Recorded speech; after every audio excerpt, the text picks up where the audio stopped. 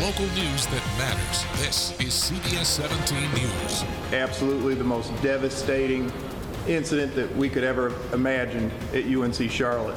The shooting at UNC Charlotte, just one of tonight's big stories. New at 5, we're learning the shooting was random and more about the local shooting victims.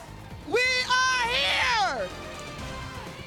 We are here! And thousands of North Carolina teachers, parents, and students marched to get the attention of state lawmakers. Coming up, why they were willing to take an unpaid day off, plus pay $50 to be part of today's big event.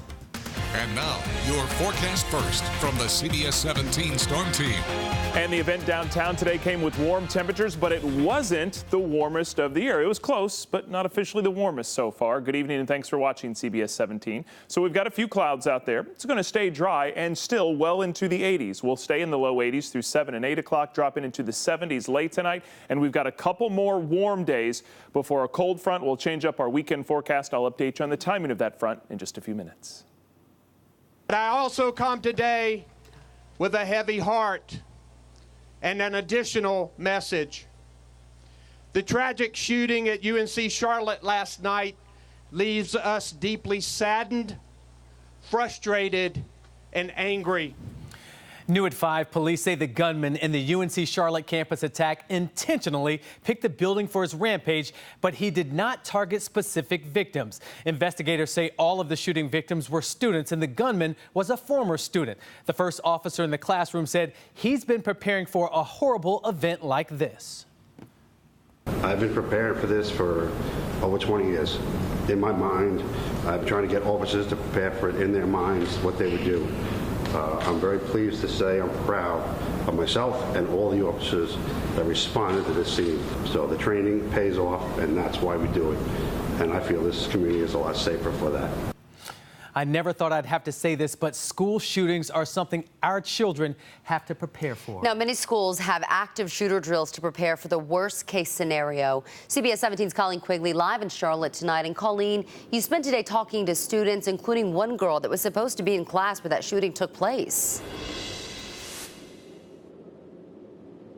Yeah, Angela and Marius, the pain here, the sadness here on campus today, honestly, it's palpable. The word we've heard over and over from students is that it's just surreal, something many of them have heard about happening at other colleges, at other schools, something they were afraid would happen to them. And yesterday, it happened here at UNC Charlotte. That one student who you just referenced, she was supposed to be in class yesterday, but she skipped class, the class where the gunman opened fire.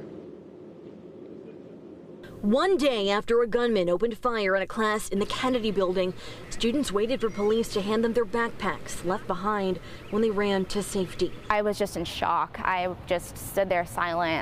It felt very unreal. Freshman Alyssa Golden wasn't in her Tuesday night science, technology, and liberal studies class when she got an alert on her phone about a shooter on campus. And that's when I looked at my group message of the people in that class, and that's when I realized that the shooting was in my classroom and that people in my class were shot. Alyssa skipped class Tuesday, the same class where police say Tristan Terrell shot and killed 2 students and hurt 4 others. It felt scary knowing that I could have been in that classroom and had to watch all of that. I can't imagine, what those people are feeling. Sophomore Katie Willis, waiting for an end-of-the-year concert, also got that alert on her phone. Oh, today's the day. Today is the day that we were not looking forward to, the day that we didn't want to happen, and then that's when people are like, there's a shooter.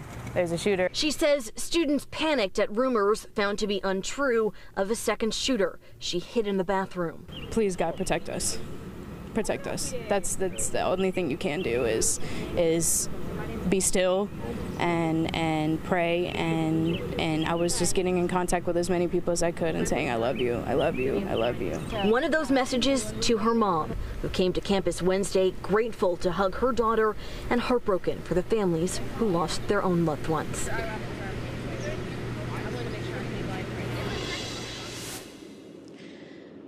Now, earlier you mentioned training for this, how police officers said they had trained for this for years. The school had prepared for something like this. They said after Virginia Tech, they had put in safety procedures in place. They practiced drills. One of those safety procedures was that text message, that alert that went out telling students to run, hide, or fight. The school's chancellor saying that was critical to let students know that there was danger on their campus and to keeping them safe.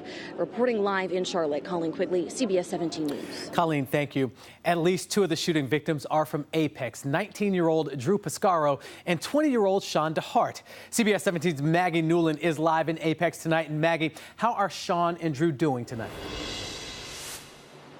Well, we know that Drew is still in the hospital. The chancellor said that Sean has been released, but this shooting has hit this whole community hard. Apex still has a small town feel, and many people here are thinking about the young men from Apex who are hurt and praying they make a full recovery. Sandra Hawkins considers Drew Piscaro part of her family. He's pleasant. He's always says thank you, always gives you a hug when he comes over for dinner. Thank you, Miss Sandra, for having me over, and just one of the nicest kids I have ever met. He's her granddaughter's boyfriend and a longtime family friend. Aaron and Drew have been best friends since they were in the 8th grade. Drew graduated from Middle Creek High School in Apex and attends UNC Charlotte, where the student newspaper says he's a sports writer. His girlfriend is also a student there. Drew's been to just about every Thanksgiving dinner, Christmas dinner. He's just like one of ours. So when we got the news last night, we all just went berserk. They learned Drew was one of the victims of the shooting on campus, and although his injuries are serious, Sandra says doctors expect him to recover. But I'll tell you what, you talk about a miracle. He was shot in the back, the bullet went through the stomach, and even the doctors were amazed. And I honestly believe that so much of this has to do with prayer, because there were people in Oklahoma City that were praying, there were people in Pasadena, Maryland, Columbia, South Carolina. And from Apex, where the flag flies at half-staff, to Charlotte, to cities across the country, she says people will continue to pray for Drew and the other shooting victims. Now, Sean DeHart's family has asked for privacy. I did speak to the principal at Cardinal Gibbons High School, where he graduated in 2017. The principal said his thoughts and prayers are with everyone affected and the entire UNC Charlotte community. We're live in Apex tonight. Maggie Newland, CBS 17 News. Maggie, thank you for that story. One of the students killed, 21-year-old Riley Howell of Waynesville. He was in the classroom when the shooter opened fire. He reportedly jumped on the shooter in an attempt to stop him. And as we told you earlier, the governor is back in Charlotte tonight for a vigil at Halton Arena. That vigil will start at 6, and CBS 17's Colleen Quigley will be live coming up in our later newscasts. CBS 17 brought you the breaking news about the campus shooting last night on air and through our breaking news push alerts. Stay with CBS 17 for the very latest, including tonight's vigil and updates on the local shooting victims. Now, today's other top story, more than half of North Carolina public school students didn't go to class today because their teachers took the day off to march. This is a look at them coming down Fayetteville Street from Sky I-17. And the teachers I talked to today said they'll keep coming back until the legislation starts giving them what the students deserve. It was an early start to the Rally for Education. People started lining up before 10 o'clock Wednesday morning. The North Carolina Association of Educators hosted thousands, all in support of changes inside the classroom. They marched for several blocks before making their final stop at Halifax Mall, where they rallied for 5 things, including being paid what they're worth. We both have second, third jobs. We both have advanced degrees. I'm currently working on my dissertation, but with advanced degrees not being paid for and supplemented, it's kind of hard to say I can go advance my degree and pay that tuition, but have no payoff. But not everyone was in support of the march. North Carolina State Superintendent Mark Johnson spoke with CBS 17 News. He says he supports our teachers and more funding, but not at the expense of our children. I cannot support a rally occurring on a school day. I am separating the teachers from the organizers of this protest. The organizers of this protest are the ones that selected this day. Teachers, there are teachers who are coming to say, I'm a teacher, I need my voice heard. That is something that we support. By 12:30, Halifax Mall was a sea of red. It was here Governor Roy Cooper told teachers and staff he supports their cause. I am here today to strongly support our public school educators and to work toward making sure our children have the very best public education in the country. Of course, Roy Cooper's mother was a school teacher, so he's very passionate. Now, for the second time, teachers voiced their frustrations about conditions inside their schools. Custodian Deborah Bailey came back this year, but it's her first time as a full-time employee of Durham Public Schools. She says as a member of the district's support staff, she struggles and lives paycheck to paycheck. It's why she's advocating for a $15 minimum wage for all district employees. You go to work knowing that the school is going to provide these services. However, the school system isn't giving us what we need. We don't make a viable living wage. State lawmakers have advocated for a 1% pay increase for support staff like Bailey, but she says that passes thousands will be marching around the Capitol this time next year. That $15 minimum wage is just one of the things teachers are asking for. They also want more professionals like nurses, counselors, and social workers in schools. The $15 minimum wage for all school workers, plus a 5% raise for all school employees. And they still want expanded Medicaid coverage, as well as extra pay for teachers with advanced degrees. Yeah, I talked to several teachers that were out there saying that they have their master's degree, but their pay doesn't change, which is very interesting. And they want to be compensated for that.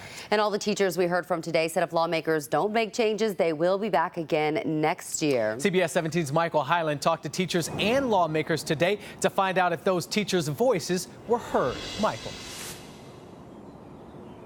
Now that they're cleaning up out here and the teachers have left, the big question is what comes next after today? Well, tonight we're talking to the people in power here to find out. Thousands of teachers approached the center of power in Raleigh. I talked with the Republican Speaker of the House, Tim Moore, just as they arrived. What are you going to do to address their concerns?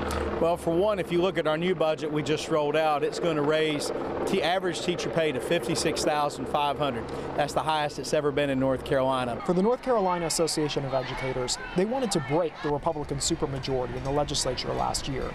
Democratic Senator Wiley Nickel is one of the people who helped do that. Even though Republicans have proposed a 4.8% average raise for teachers next year, he says it should be more. The Republican budget doesn't go far enough for me. I think, if you look at where we've been over the last 10 years and just adjust for inflation, we're not even close. Republicans criticize the NCAE for scheduling this on a school day, but their supporters say it took something like this to get attention. Do you think it was necessary to do this on a school day? Well, yes, because that's when we're here. Having the opportunity to meet with legislators, we're not here except on Tuesdays through Thursdays typically. It cancels school and puts parents in a real bind. In many of our counties is a challenging concept that I don't think serve a most effective message. Teachers say they'll come back to deliver their message again if they don't think state leaders heard them this time. When I talked to the head of the NCAE, Mark Jewell, he said teachers could even come back here next month, but after school is out. That's the time frame when state legislators plan to finalize the budget. Live in Raleigh, Michael Hyland, CBS 17 News. Michael, thank you. And you can find all of today's coverage, starting with Durham teachers on the bus this morning on their way to Raleigh to march down Fayetteville Street, and the speeches from Halifax Mall. It's all on CBS17.com and our mobile news app. The Salvation Army helps a lot of people, from the homeless to families in need. Now there's a way you can help the Salvation Army fight human trafficking in North Carolina. And the first day of May felt more like the first day of June, but these 80s won't be around for much longer. I'll tell you what's going to happen with that cold front coming our way this weekend in just a few minutes. And thousands of North Carolina teachers playing hooky for a good cause. CBS 17 has continuing coverage of today's rally for education.